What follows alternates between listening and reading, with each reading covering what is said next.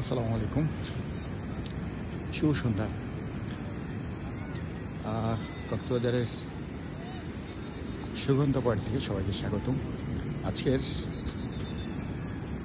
সূর্যাস্তটা অসম্ভব সুন্দর, সুবহানাল্লাহ। রক্তিম আকাশ, মনে হচ্ছে কোন এক আগুনের একটা গোলা সমুদ্রের মধ্যে উপর থেকে পড়তেছে। অসম্ভব সুন্দর, আকাশটা দারুণ সুন্দর।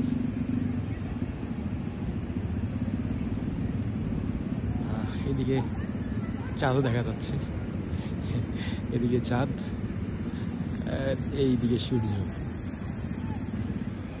সুবহানাল্লাহ।